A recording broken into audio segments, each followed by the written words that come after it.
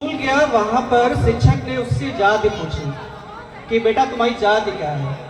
उनसे जाति पूछी। जाति पूछने के बाद उसने कहा इस क्लास से बाहर चले जाओ, तुम्हारा इस जगह पे कोई वैल्यू नहीं है, तुम नीची जाति के हो और तुम्हें पढ़ने का कोई अधिकार नहीं है। छोटा सा बच्चा घर आया, अपनी माँ से पूछता है, माँ हमको पढ़ने का अधिकार क्यों नहीं, हमको पढ़ने क्यों नहीं दिया जाता है, हमसे इस तरह का भेदभाव क्यों किया जाता है।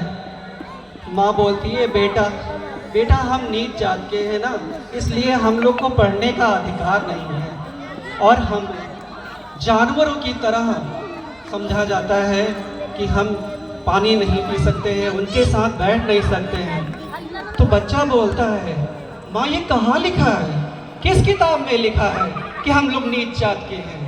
माँ बोली, लिखा है, उनकी किसी किताब में लिखा है बेटा, मैं नहीं जानती लेकिन लिखा है। बेटा बोला, माँ अगर मुझे मौका मिला ना तो मैं एक ऐसी किताब लिख दूंगा जिसमें कोई भेदभाव नहीं होगा, इंसान को इंसान समझा जाएगा और कोई जो है भेदभाव नहीं होगा। और उस बेटे का कहना था और उसका सपना एक दिन पूरा हुआ और उसने एक ऐसी किताब लिख दी कि जिसकी बदौलत आज सब हम लोग यहाँ पर बैठे हुए हैं और शिक्षा ग्रहण कर रहे हैं, एक दूसरे से बात कर रहे हैं, चाहे वो अमीर जात का हो, चाहे वो ब्राह्मण हो, क्षत्रिय हो, सबके साथ मिलजुल करके रहते हैं हम लोग, कोई भेदभाव नहीं होता है। और उस किताब का नाम था संविधान। संविधान, उस संविधान की बदौलत आज हम लोग अपने बच्चों को पढ़ा पा रहे हैं। हमारा बच्चा स्कूल जा रहा है, सबके साथ बैठता है, पढ़ाई करता है और कोई भेदभाव नहीं होता है। ये देन है हमारे परम पूजनीय बाबा साहब की। तो आगे मैं बोलना चाहूँगा कि उस वक्त जब बाबा साहब इतना भेदभाव होता था, इतना जाति के नाम पे पढ़ाई नहीं करते थे, उस शख्स ने 32 डिग्रियां ले ली।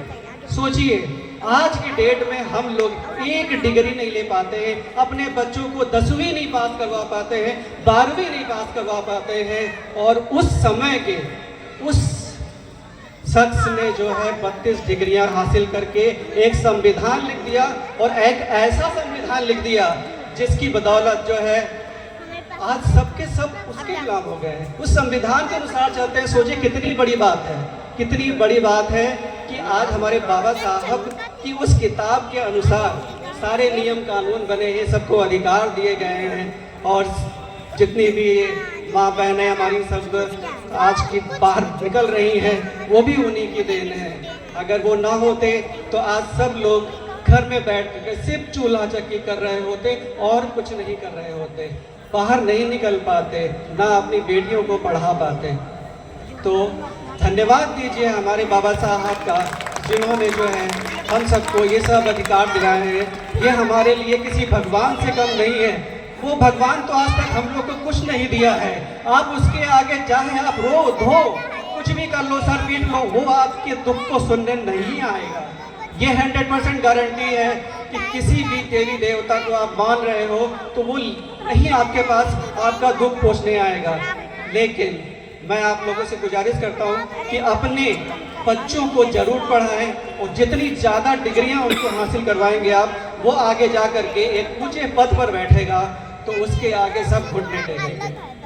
तो बस यही कहना चाहूँगा अंत में कि आप सभी लोग जो है शिक्षित बनिए, संगठित रहिए और संघर्ष करिए।